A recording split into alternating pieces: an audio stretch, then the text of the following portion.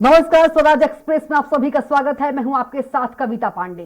तो राज्यपाल अनुसुईया उइके के विधानसभा से पारित आरक्षण विधेयक पर हस्ताक्षर नहीं किए जाने से प्रदेश में सियासत तेज हो गई है। आरक्षण विधेयक पर राज्यपाल अनुसुईया उइके के अब तक हस्ताक्षर नहीं किए जाने पर मुख्यमंत्री भूपेश बघेल ने नाराजगी जताई है। उन्होंने आरोप लगाया कि बीजेपी ने राजभवन को राजनीति का अड्डा बना रखा है। बीजेपी आरक्षण विरोधी है। हमने हर वर्ग को आरक्षण दिया, लेकिन 2 दिसंबर से अभी तक हस्ताक्षर नहीं हुए।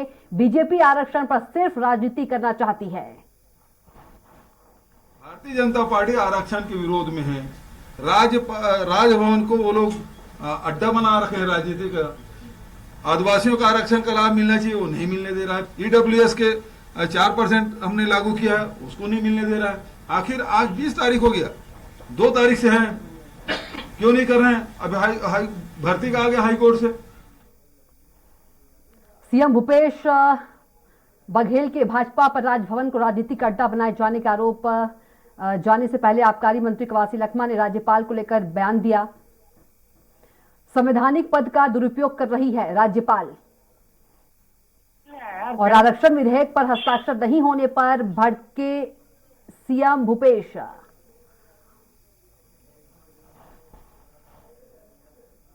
भारतीय जनता पार्टी आरक्षण के विरोध में है।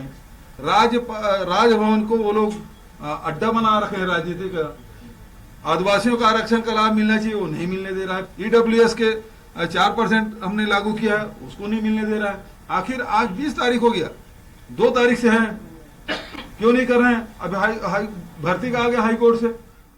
ये पहला बार 75 साल में ऐसा पहला बार दिख रहा है। हम राज्यपाल को बहुत सामान्य पद से, राज्यपाल किसी समाज की पार्टी के नहीं होती, लेकिन भारतीय जनता पार्टी के सरकार में एजेंट के रूप में काम कर रहे हैं। राज्यपाल ने मोकड़ जाल में फंसी है और आरएसएस के माध्यम से इसको गुमराह किया जा रहा है। आरएसएस इसमें घुस गया है। भारतीय जनता पार्टी को छत्तीसगढ़ का जनता, छत्तीसगढ़ का किसान, छत्तीसगढ़ का पिछड़ा वर्ग, आदिवासी माफ नहीं करेगी। और इसी पर हमारे साथ रायपुर से संवाददाता हेमंत शर्मा जुड़े हैं लाइव। हेमंत, 2 तारीख से 20 तारीख हो गई और वहीं भूपेश बघेल ने कहा है कि बीजेपी नहीं चाहती कि आरक्षण मिले, और वहीं पर कांग्रेस द्वारा राजनीतिक अड्डा भी बताया गया है राजभवन को। आरक्षण का मामला पूरी तरीके से गरमाया हुआ है छत्तीसगढ़ में, और जिस तरीके से आरोप प्रत्यारोप का दौर चल रहा है, बार बार मुख्यमंत्री, उनके कैबिनेट मंत्री इस पूरे मसले को लेकर अब सीधे तौर पर राजभवन और राज्यपाल को निशाने में ले रहे हैं। पिछले दिनों भी मुख्यमंत्री भूपेश बघेल ने बयान दिया था और सीधे तौर पर राज्यपाल पर निशाना साधा था। आज जिस तरीके से बयान आबकारी मंत्री कवासी लखमा ने दिया है वो काफी विवादित था। उनका बयान था और कहना था कि बीजेपी के इशारे पर और आरएसएस के इशारे पर राज्यपाल काम कर रही है, गुमराह आरएसएस राज्यपाल को कर रहा है।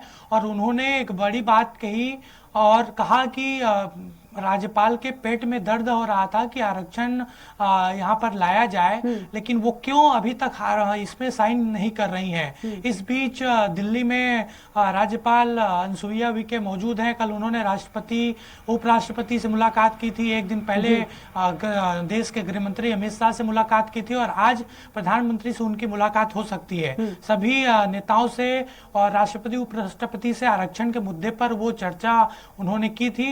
लेकिन जिस तरीके से पेच फंसा हुआ है आरक्षण को लेकर, पूरी तरीके से राजभवन पर निर्भर है कि वो कब तक राज्यपाल इस विधेयक पर हस्ताक्षर करती हैं, क्योंकि 1 और 2 दिसंबर को विधानसभा का विशेष सत्र आरक्षण के मुद्दे पर बुलाया गया था और 2 तारीख को विधेयक पारित भी हुआ था।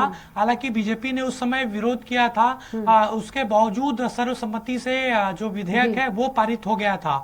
लेकिन आज 21 तारीख हो गए हैं, 20 दिन करीब हो गए हैं विधेयक को पारित हुए, अब तक हस्ताक्षर राज्यपाल ने उस पर नहीं किया है। बिल्कुल, इसी हस्ताक्षर के ऊपर नाराजगी मुख्यमंत्री हेमंत, इसी हस्ताक्षर के ऊपर कांग्रेस ने बीजेपी को घेरा है। बीजेपी की ओर से कोई पलटवार, कोई बयान सामने आया है?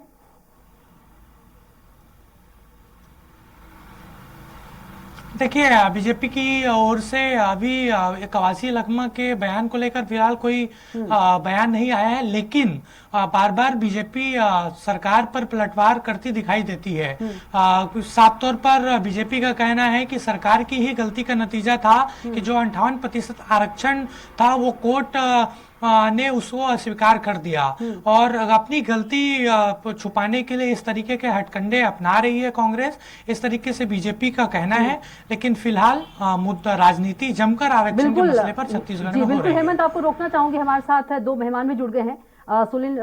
सुशील आनंद शुक्ला कांग्रेस प्रवक्ता हैं, और वहीं बीजेपी से हैं अमित चिमनानी जी। आप दोनों का बहुत स्वागत है चर्चा में।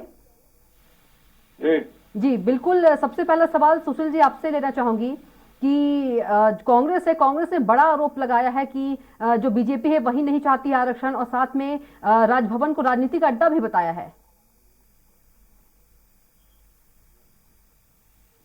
षड्यंत्र रचा है छत्तीसगढ़ में आरक्षण विधेयक को रोकने के लिए।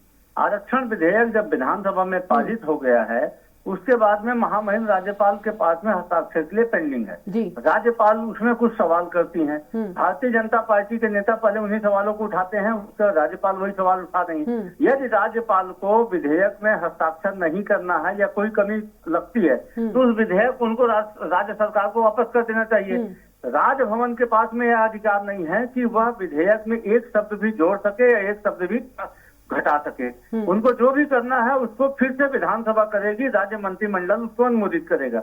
यदि कोई सवाल है तो उन सवालों को विधेयक के साथ वापस करें। आपने संवैधानिकता सिर्फ 10 सवाल भेज दिया, विधेयक को नहीं भेजा, जबकि संवैधानिक प्रांत आप इस प्रकार के सवाल नहीं कर सकती। दूसरी बात, भारतीय जनता पार्टी के लोग, कभी भारतीय जनता पार्टी के अनुसूचित जाति मोर्चा के लोग, कभी भारतीय जनता पार्टी के सामान्य वर्ग के लोग आगे राजभवन के पास बोलते इसमें हस्ताक्षर मत करिए। ये सीधे सीधे, चूंकि भूपेश बघेल की सरकार ने 76% आरक्षण का कानून बनाया है, सरकार अच्छा सुशील जी, बीजेपी क्यों बोल रही है कि हस्ताक्षर मत करिए? बीजेपी क्यों बोल रही है कि हस्ताक्षर मत कीजिए? वो इसलिए बोल रही है, वही बता दो कि भारतीय जनता पार्टी नहीं चाहती है कि कांग्रेस सरकार जो आरक्षण बनाई है उसका क्रेडिट मिले, इसलिए। दरअसल इन्होंने भी 58% आरक्षण दिया था, लेकिन इनकी नीयत सही नहीं थी। कोर्ट में 5 साल तक इन्होंने जिस कमेटी के आधार पर आरक्षण दिया था, Nanki Ram Kanwar committee, CS committee, उसको छुपा के रखा। ये जो है दोनों फाइंडिंग को ये समय पे कोर्ट में प्रस्तुत कर दिए होते तो वो इनका 58% आरक्षण समाप्त नहीं होता। और उसके बाद में जब हमारी सरकार ने इनकी दोनों कमेटियों को प्रस्तुत करना चाहा तो एक मामला खुल के सामने आया कि भैया एफिडेविट में तो ऐसी कोई कमेटी का उल्लेख ही इन्होंने नहीं किया था। मतलब रमन सरकार की बदनीति स्पष्ट थी, इसके कारण 58% आरक्षण कोर्ट में नहीं टिका। अब उसी बहाने में बोलते हैं कि 36% कैसे टिकेगा। 36% के लिए हमने 3 काम किए हैं। पहला तो एसटी वर्ग के और एसटी वर्ग के आरक्षण के लिए उनकी जनगणना को आधार बनाया है। ईडब्ल्यूएस और ओबीसी के आरक्षण के लिए हमने क्वांटिफाइबर डाटा आयोग बनाया। तो हमारा आरक्षण फुल प्रूफ है। इसके अलावा 9वीं अनुसूची में शामिल करने के लिए भी विधानसभा ने संकल्प पारित किया है। तो राज्यपाल सिर्फ और सिर्फ इसलिए हस्ताक्षर करने से उनको रोका जा रहा है कि कांग्रेस सरकार को क्रेडिट न मिले। भारतीय जनता पार्टी आदिवासी विरोधी है, भारतीय जनता पार्टी ओबीसी विरोधी है, भारतीय जनता पार्टी एससी विरोधी है, भारतीय जनता पार्टी सामान्य वर्ग की भी विरोधी है। तो कांग्रेस ये बोलना चाहती है कि जो राज्यपाल अनुसुईया उइके जी हैं वो बीजेपी के कहने पे चल रही है, इसलिए हस्ताक्षर नहीं कर रही है। कांग्रेस का आरोप है अनुसुईया उइके पूरी तरीके से भारतीय जनता पार्टी की मोहरा बनी हुई है। वो भारतीय जनता पार्टी की नेता थी। बड़ा आरोप है सुशील जी, बड़ा आरोप है, ये बड़ा आरोप है राज्यपाल के ऊपर। सुशील जी, अमित जी, सुशील जी बोल रहे हैं कि मोहरा बनाया है बीजेपी ने राज्यपाल अनुसुईया उइके को, क्या आपका जवाब? कांग्रेस के नेता इन दोनों जहर उगल रहे हैं, सभी के लिए असभ्य अमर्यादित भाषा का उपयोग कर रहे हैं। ऐसा लग रहा है कि बौखला से गए। मुझे मेरी आवाज में स्पीड आ रही है, उसको ठीक करवा दीजिए प्लीज। जी बिल्कुल, मैं पीसीआर से कहना चाहूंगी। कांग्रेस के नेताओं में एक प्रतियोगिता लगी पड़ी है। अंबिकापुर में पहले कांग्रेस के नेता सिद्दीकी जी ने ये कहा कि आदिवासी लोग जूठा चाटते हैं। गुरु घासीदास जी की जयंती पर स्वयं मुख्यमंत्री जी ने आरक्षण की मांग कर रहे सतनामी समाज के लोगों को ये कहा कि मैं जानता हूँ भौंकता कौन है शाम को, यानी कि एक प्रकार से अप्रत्यक्ष रूप से उन्हें कुत्ता कहा। अमित जी, आपसे ये सवाल है कि नहीं हस्ताक्षर क्यों नहीं हो रहा है? ये पूरा जो कांग्रेस आरोप बीजेपी पर लगा रही है कि बीजेपी नहीं चाह रही है, बीजेपी राज्यपाल को मना कर रही है। 2 तारीख से आज 21 तारीख हो गई है।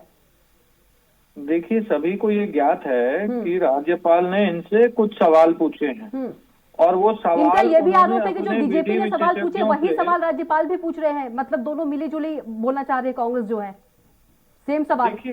देखिए हमें जहां तक जानकारी है कि राज्यपाल के अपने विधि विशेषज्ञ होते हैं जो हाई कोर्ट के मजिस्ट्रेट लेवल के होते हैं जी और सचिवालय से उन्होंने सरकार से सवाल पूछे हैं। तो ऐसे में संविधान, मुझे लगता है सुशील जी हों या मैं हूं, हम दोनों से ज्यादा संविधान उनके विधि विशेषज्ञ जानते हैं और अगर उन्होंने सवाल किया है तो उस पर टिप्पणी करने जितनी समझ हमारी है कि नहीं है, ये हमको समझना चाहिए, फिर टिप्पणी करना लेकिन चाहिए। आपने तो सुना सुशील जी ने अभी क्या बोला? मैं उसी पे ही आ रहा था कि इन लोगों में प्रतियोगिता चल रही है सभी को अपमानित करने की। ये हर वर्ग को अपमानित कर रहे हैं, आदिवासी समाज को जूता चाटने वाला बोल रहे हैं, सतनामी समाज को भौंकने वाला बोल रहे हैं और राज्यपाल को अब ये क्या कह रहे हैं मैं रिपीट करना नहीं चाहता। तो मुझे लगता है ये लोग बौखला गए हैं, निराशा में हैं, हताशा में हैं। अगर ये आरक्षण के पक्ष में हैं तो इस सवाल का जवाब दें कि ओबीसी वर्ग का जो आरक्षण पहले भी दिया कांग्रेस ने, उसको कांग्रेस के नेता ने जाकर कोर्ट में क्यों रुकवाया, इन्होंने क्यों उसे कबीर शोध पीठ का अध्यक्ष बनाया? जनजाति समाज का जिन्होंने आरक्षण रुकवाया याचिका लगा करके, उनको क्यों आयोग का प्रमुख बनाया? मैं तो बीच में बिल्कुल नहीं बोला। अरे मत करिए डिबेट ऐसी, ऐसा बीच में चिल्लाना है तो डिबेट मत करिए आप लोग, एक तरफा बात करिए तो डिबेट मत करिए। और मेरा तो चैनलों से आग्रह है, इनको बुलाइए आप। मैं तो बीच में नहीं बोल रहा था, अब इनकी पोल खोलने लगी तो बीच में चिल्लाने लगे। सुशील जी सुन मैं तो नहीं बोल रहा था बीच में। झूठ क्यों बोल रहा भाई? ठीक है, आप सच बोल दीजिएगा, सच बोल दीजिएगा। सुन रहा था, लेकिन मैं आपके झूठ की पोल खोल रहा हूँ, इसीलिए आप बीच में बोल रहे हैं। आपको भी समझ नहीं मर्यादा रखिए, मित्र चिल्लाइए मत, बौखलाहट बता रही है कि अरे चिल्लाइए मत, बीच में बोलना दीजिए लोगों को, एक तरफा भ्रम मत चलो हेमंत फैलाइए। जी हमारे साथ जुड़े हैं संवाददाता हेमंत जी, आपके कोई सवाल? आप या तो कांग्रेस के लोगों को अलग से बुला लीजिए। सुशील जी जी जी जी बिल्कुल जी देखिए, अमित जी मेरा जवाब पूरा नहीं हुआ है। जी अमित जी नहीं, मैं जवाब दे रहा था। सुशील जी देखिए आप दोनों हमारे बराबर हैं, सवाल मत सुनिएगा। सुशील जी आपसे रिक्वेस्ट है, सुशील जी पहले आपसे सवाल ले चुकी हूँ, सुशील जी आपसे रिक्वेस्ट है अमित जी को टाइम दीजिए, दोनों आप हमारे दोनों खास मेहमान हैं। जी अमित जी बोलिए। ओबीसी के आरक्षण को जिस व्यक्ति ने रुकवाया उसको कबीर शोध पीठ का अध्यक्ष बनाया गया है, क्यों? इसका जवाब देंगे, भटकाएंगे नहीं। जनजाति समाज के खिलाफ जिन्होंने, बीच में मत बोलिए, जब आएगा सुशील जी तब, सुन अभी लीजिए पूरी ना, बात नहीं हुई आपको है वक्त मेरी। मिला, अभी भी आएंगे हम आपके पास, सुन लीजिए अभी भी आएंगे, अभी बीच में मत टाइम हो बोलिए। जाएगा, समय हो जाएगा, जनजाति समाज पहले समय का- का तबाह होता है। जी अमित जी जनजाति समाज का जिसने याचिका लगवा करके आरक्षण रुकवाया उसको एक आयोग का अध्यक्ष बनाया इन्होंने। इनके जनजाति समाज के आरक्षण के विरोध में याचिका लगाने वाली इनकी पूर्व विधायक पद्मा मनहर थी, पीआर खूटे इनके नेता थे, इन्होंने आरक्षण को रुकवाया। और ये आरक्षण की बात कर रहे हैं, विधानसभा में जब भाजपा ने इनसे पूछा कि आप आरक्षण किस आधार पर लागू कर रहे हैं, पटेल आयोग की क्वांटिफाइबल डेटा आयोग की रिपोर्ट चलिए सुशील जी, दीजिए, ये अमित फिर जी रुक बीच में जाइए, सुशील बोलेंगे, जी जी सुशील जी ये बीच में ही अमित जी रुक बोलेंगे। जाइए, अमित जी रुक जाइए, सुन लेते हैं, आपने सवाल किया है, आपने सवाल किया है। अमित जी में आरक्षण विधेयक के समय बीच में मत बोलिए, अमित जी, आपको समय हो गया, बीच में जी, मत बिल्कुल। बोलिए, आप उनको चुप करा दीजिए तो फिर मैं बोलूं। अमित जी अभी उनसे जवाब ले लेते हैं, फिर आप सवाल कीजिए। पहले बिल्कुल, मेरी सुशील बात जी। तो पूरी हो जाए सुशील जी और वो जवाब नहीं देंगे, खिलाएंगे इधर उधर देंगे, बात देंगे, करेंगे। आप सुनिए तो। पार्टी के नेता विधानसभा में भी हल्ला मचा रहे थे। अजय अरे आप बताओ ना, जवाब दे दो, जो मैंने पूछा उसका जवाब के दो। साथ में और जिसको बता रहे हैं कबीर शोध पीठ का अध्यक्ष, मैं जिम्मेदारी से कांग्रेस संचार प्रमुख होने के नाते भी इस बात का खंडन करता हूँ कि अध्यक्ष कांग्रेस का सदस्य है। दूसरी बात, किसी भी विश्वविद्यालय में शोध पीठ का अध्यक्ष वहाँ के कुलपति नियुक्त करते हैं और कुशाभाऊ ठाकरे का कुलपति संघ पृष्ठभूमि का है। ठीक है, आप दोनों का बहुत बहुत धन्यवाद, सुशील जी और अमित जी, और हेमंत आपका भी बहुत धन्यवाद तमाम जानकारी साझा करने के लिए।